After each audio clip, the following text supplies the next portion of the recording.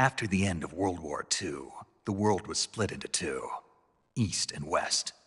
This marked the beginning of the era called the Cold War.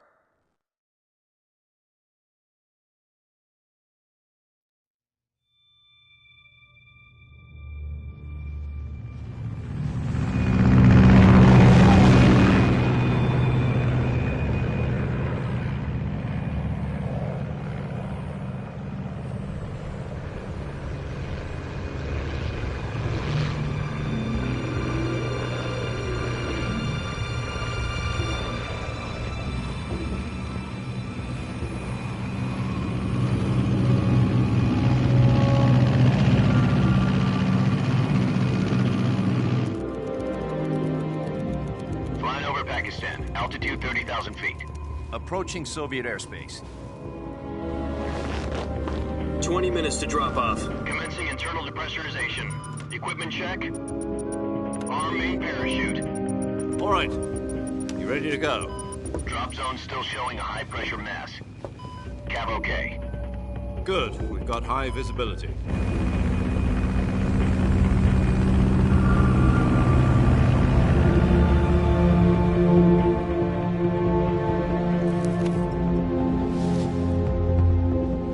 Put out that cigar. Connecting oxygen hose to interior connector. Put on your mask.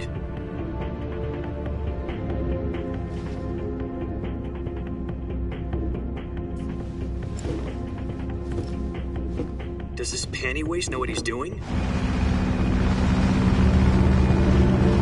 Approaching release point.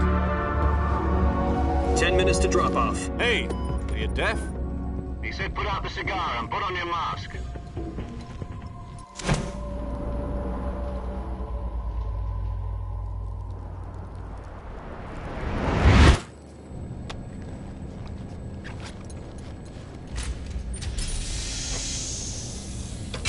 Depressurization complete. Checking oxygen supply. 6 minutes to drop off. Opening rear hatch.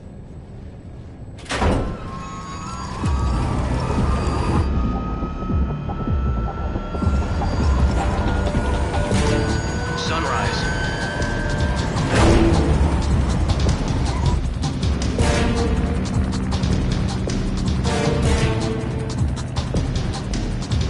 External temperature minus 46 degrees Celsius. 2 minutes to drop off. Stand up. You'll be falling at 130 miles per hour. Try not to get frostbite from the wind chill. 1 minute to drop off. Move to the rear. Activate bailout model. This is one for the history books. The world's first halo jump. 10 seconds to drop off. Stand by. Status okay. All green. Prepare for drop-off. Countdown. 5, 4, 3, 2, 1. Spread your wings And fly. God be with you.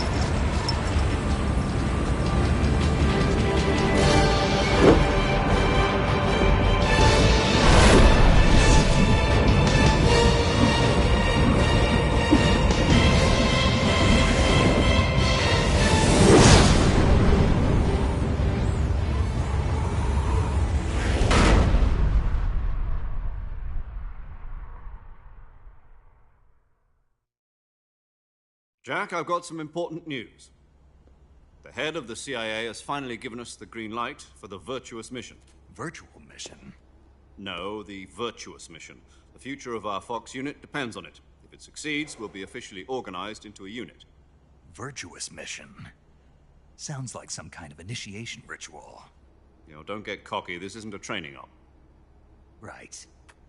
So what exactly is this wonderful mission?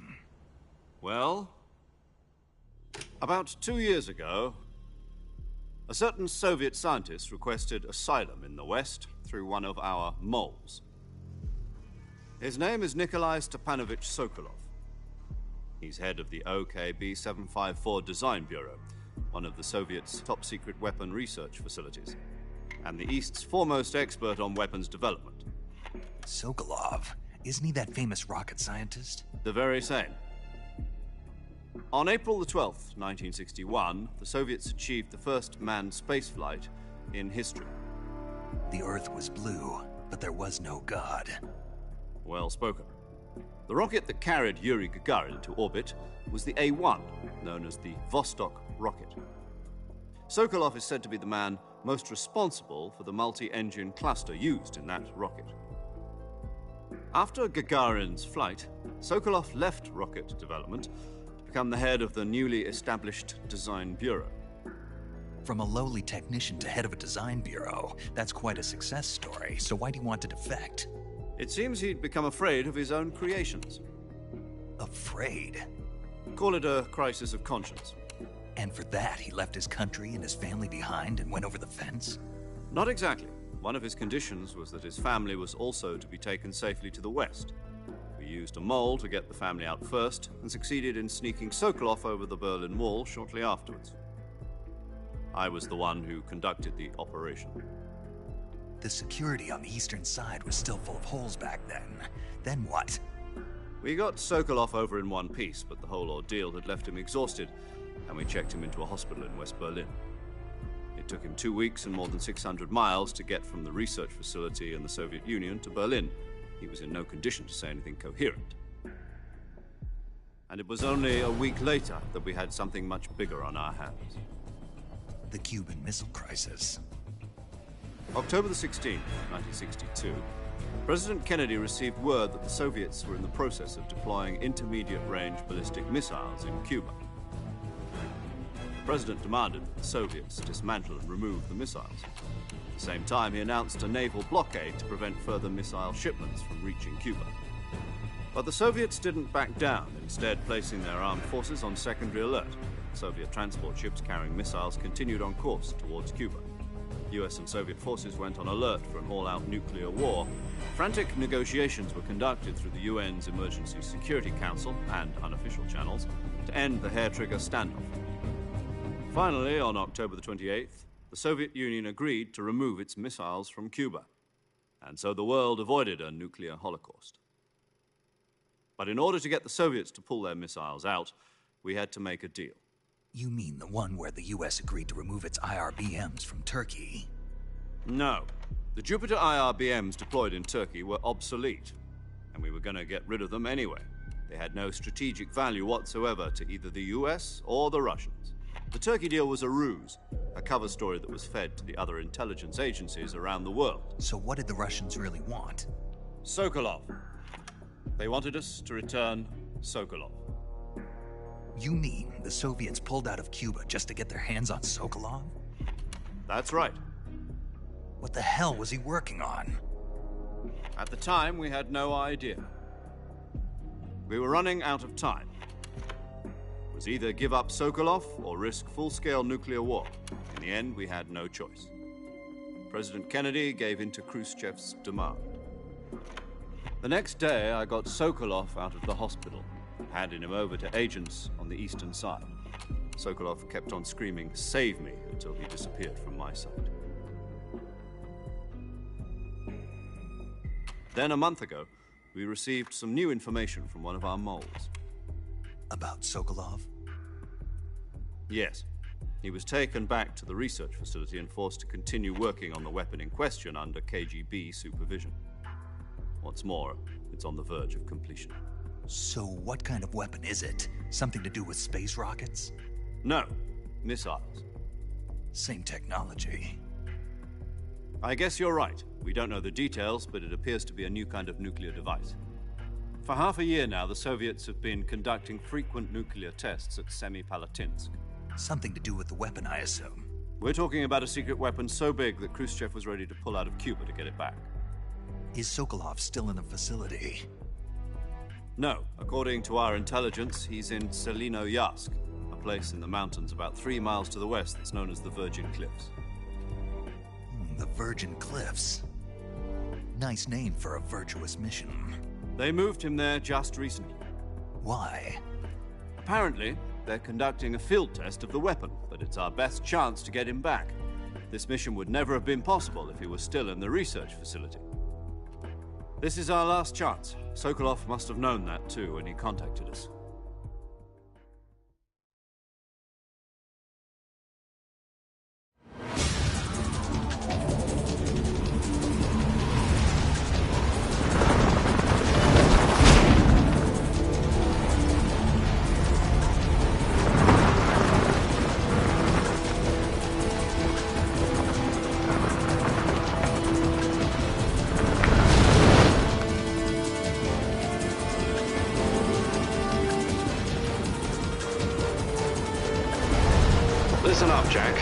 mission is to infiltrate Selino Yask in the Soviet mountains, ensure the safety of Sokolov, and bring him back to the West.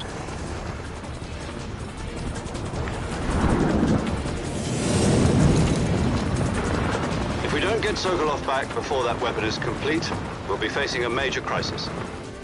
The clock is ticking.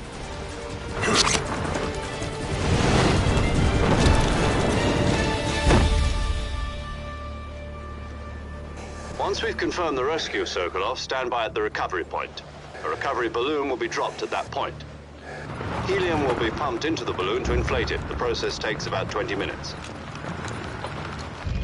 Once it's complete, the gunship's arm will latch onto the balloon and pull it up. The Fulton surface-to-air recovery system. I'm familiar with the theory. Take it easy. It's been combat-proven.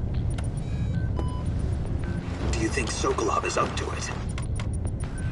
The shock will be less than during a parachute jump, and the arm can handle up to 500 pounds. So you're planning on going over the border in a single combat Talon? She's equipped with two 6-barrel 20mm Vulcan cannons, as well as two 40mm machine guns. Sounds like she could hold her own against a battalion of tanks.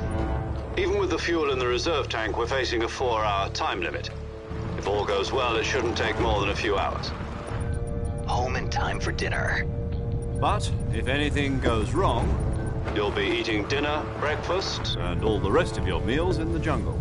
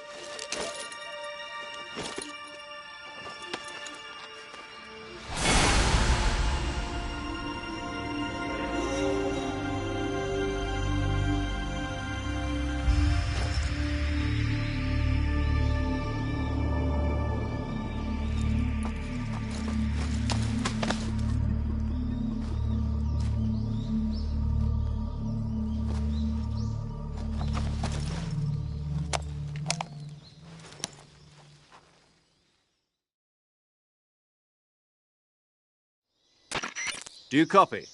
You're already in enemy territory, and somebody might be listening in. From here on out, we'll be using code names to refer to each other. Your code name for this mission will be Naked Snake. I'll be referring to you as Snake from now on. You're not to mention your real name. Snake? What, you don't like snakes? What do you mean? Well, you've eaten one before, haven't you? In survival training.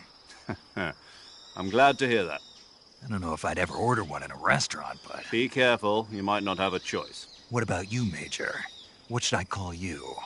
Let's see. I'll be Tom. Call me Major Tom. This will be a sneaking mission. You must not be seen by the enemy. You must leave no trace of your presence. Is that clear? This kind of infiltration is the Fox unit's speciality. In other words, weapons and equipment are procured on site. That goes for food as well. You're completely naked, just as your name implies. Great. Now I see why you asked me if I like snakes. I suppose calling me Snake was your idea of a joke, too. No. There's a good reason for that. I'll tell you later when the time is right. Gotcha. Getting back to the subject, how exactly am I supposed to feed myself? You've been issued a knife and a tranquilizer gun. Use them to hunt for food. You'll also find some medical supplies in your backpack. Yeah, about the backpack. I lost it in a tree on the way down. I see. Well, you'd better go back and get it then. You know where it is? No problem. I can see it from here. It's stuck on a branch. To climb a tree, stand in front of a tree that's covered in ivy and press the action button. I'll be monitoring your progress over the radio. We can't risk violating Soviet airspace, but I'll be in the gunship. My frequency is 140.85. I'll give you a call if I need to talk to you. If you need to talk to me, use the send function. Okay, Snake, go get your backpack.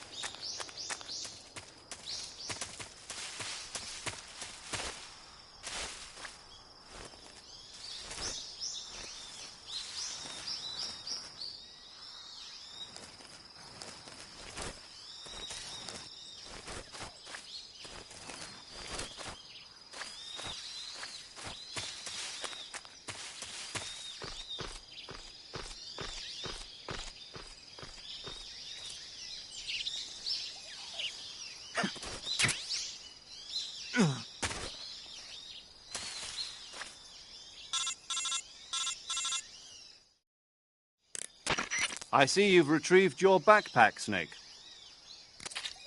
To equip a weapon, it's necessary to take it out of your backpack. In the survival viewer, choose Weapon from the backpack. Your available weapons will be displayed in a window in the upper left.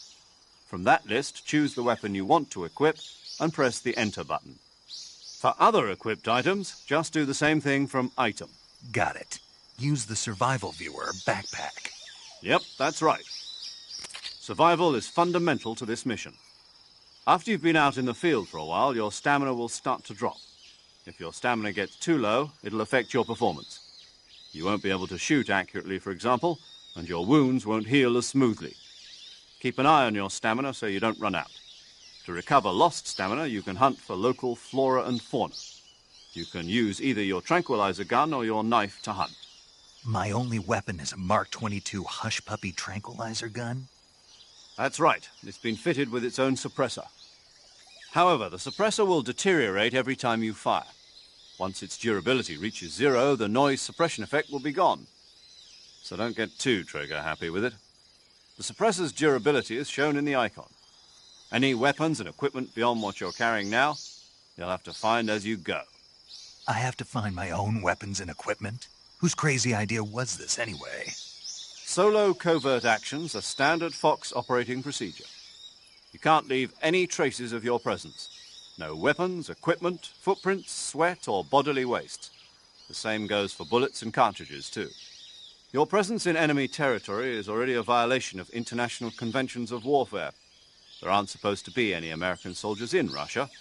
It could spark an international incident. You can't let anyone see you. You can't let the enemy know you're there. This is a stealth mission. You're a ghost, Snake, in every sense of the word. And there'll be no rescue if you're captured. The military and US government will deny any involvement in the affair. Then I'll just have to take care of myself, huh? I'm afraid so. You've been given a fake death pill for that purpose. SIS guidelines stipulate that soldiers on covert ops like this one be issued a potassium cyanide capsule. Tape it to your body so you can take it when you need to. How generous of you. Use it if you're taken prisoner by the enemy. It'll send you into a state of false death for a short time. Fooling them into thinking that I'm really dead. So, how do I come back to life? Just take the revival pill. You mean that thing they put in my tooth before the mission? That's the one. But be careful. If you remain in a state of false death for too long, nothing will be able to bring you back. Remember that. I'll keep it in mind. You said this was a solo mission, right? Right. I guess that means I can't count on any reinforcements. Correct. The mission rests entirely in your hands. A real one-man army. Relax. There's a support team ready to back you up over the radio. Who? I'll introduce them to you. This time, survival is of utmost importance. The first member of the support team will be in charge of monitoring your physical condition, acting as a medic, so to speak, as well as recording your mission data. She's a member of Fox as well, and she's here on the gunship with me. She? Hello, Snake. I'm paramedic. Nice to meet you. Paramedic. As in a medic who comes in by parachute. Aren't you going to tell me your real name? Are you going to tell me yours, Mr. Snake? My name, huh? It's John Doe. And they call you Jack for short. You're a regular Captain Nemo. A name means nothing on the battlefield. After a week, no one has a name. What's your name? Jane Doe. Very funny. I wasn't joking, but I'll tell you my name only if you manage to make it back alive. My frequency is 145.73. She's also in charge of recording your mission data. Whenever you want to save, send a message over the reserved save frequency, 140.96. So saving lets me record my mission data. That's right. It also records the state of your health. Good to know. There's one more person I want to introduce you to, Snake. Huh? Speaking of snakes, you remember the boss, don't you? A legendary soldier and your mentor. Actually, it was the boss that got the DCI's authorization in the first place. She's going to be serving as Fox's mission advisor. The boss is? She also helped me plan this mission. She and I were at SAS together. Jack, is that you? How many years has it been? Boss? That's right. It's me. Oh. Talk to me. Let me hear your voice. It's been 5 years, 72 days, and 18 hours. You've lost weight. You can tell just by the sound of my voice. Of course I can. I know all about you. Really? Well, I don't know anything about you. What's that supposed to mean? Why'd you disappear on me all of a sudden? I was on a top-secret mission. You didn't need me anymore. But there were still so many things I wanted you to teach me. No, I taught you everything you needed to know about fighting techniques. I taught you all I could. The rest you needed to learn on your own. Techniques, sure. But what about how to think like a soldier? How to think like a soldier? I can't teach you that. A soldier needs to be strong in spirit, body, and technique. And the only thing you can learn from someone else is technique. In fact, technique doesn't even matter. What's most important is spirit. Spirit and body are like two sides of a single coin. They're the same thing. I can't teach you how to think. You'll just have to figure it out for yourself. Listen to me, Jack. Just because soldiers are on the same side right now doesn't mean they always will be. Having personal feelings about your comrades is one of the worst sins you can commit. Politics determine who you face on the battlefield. And politics are a living thing. They change along with the times. Yesterday's good might be tomorrow's evil. Is that why you abandoned me? No, it had nothing to do with you. I already told you, Jack. I was on a top-secret mission. A soldier has to follow whatever orders he's given. It's not his place to question why. But you're looking for a reason to fight. You're a natural-born fighter, but you're not quite a soldier. A soldier is a political tool, nothing more. That's doubly true if he's a career soldier. Right and wrong have no place in his mission. He has no enemies and no friends. Only the mission. You follow the orders you're given. That's what being a soldier is. I do whatever I have to get the job done. I don't think about politics. That's not the same thing. Sooner or later, your conscience is going to bother you. In the end, you have to choose whether you're going to live as a soldier or just another man with a gun. There's a saying in the Orient, loyalty to the end. Do you know what it means? Being patriotic. It means devoting yourself to your country. I follow the president and the top brass. I'm ready to die for them if necessary. The president and the top brass won't be there forever. Once their terms are up, others will take their place. I follow the will of the leader, no matter who's in charge. People aren't the ones who dictate the missions. Then who does? The times. People's values change over time, and so do the leaders of a country. So there's no such thing as an enemy in absolute terms. The enemies we fight are only enemies in relative terms, constantly changing with the times. As long as we have loyalty to the end, there's no point in believing in anything, even in those we love. And that's the way a soldier's supposed to think? The only thing we can believe in with absolute certainty is the mission, Jack. All right, but do me a favor. What is it? Call me Snake. Snake. Oh, right. Your code name is Snake. It suits you well. That's right. The legendary unit that the boss put together during World War II was a snake. The Cobra unit, a group of heroes that brought the war to an end and saved the world. As long as you've got a legendary hero backing you up, you'll be fine. Isn't that right, Snake? Yeah, I can't think of anyone else I'd rather have with me. Oh, and one more thing, boss. Yes? It's good to hear your voice again. Same here. After all, who knows if either of us will make it out alive? Snake, you are always best at urban warfare and infiltrating buildings. But this is the jungle. Survival is going to be key. Those CQC techniques I taught you are sure to come in handy. CQC? Close quarters combat, huh? I've been in the Green Berets for the past few years. I'm probably pretty rusty. Not to worry.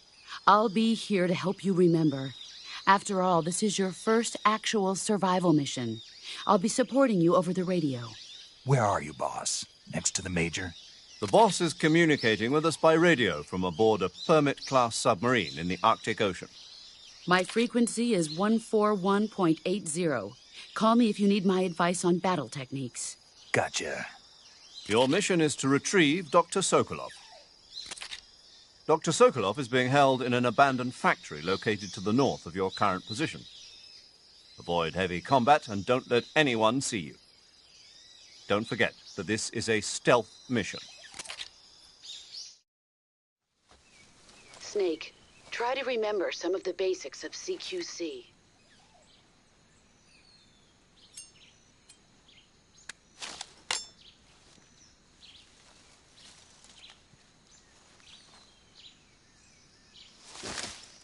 Commencing virtuous mission now.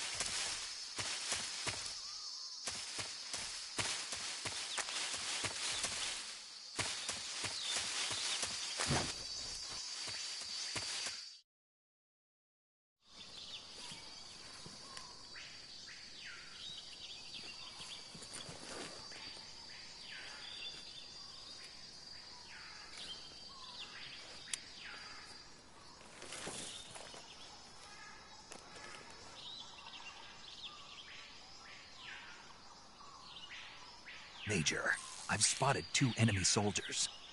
They're probably KGB troops sent to guard Sokolov. AK-47s and grenades.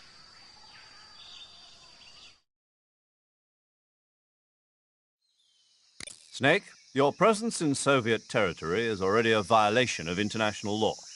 We can't let the Kremlin find out that the CIA and the American government are involved. Contact with the enemy is strictly prohibited. Don't engage them in battle either. This is a stealth mission. Got that? The Major is right. The point of this mission is to sneak through the jungle without being seen. The success of the mission depends on how well you use your camouflage.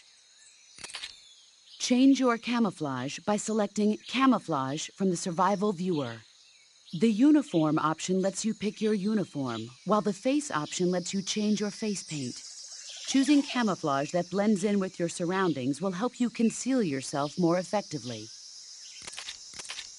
Also, don't forget that anything that moves will stand out in the jungle. If you just stand up and run around like an idiot, you're bound to be spotted. But if you crawl instead, you should be able to sneak by without being noticed. You can see how effective your camouflage is by looking at the Camo Index. The Camo Index shows how well your current camouflage blends in with the surrounding area. The higher the value, the harder you are to spot, and vice versa.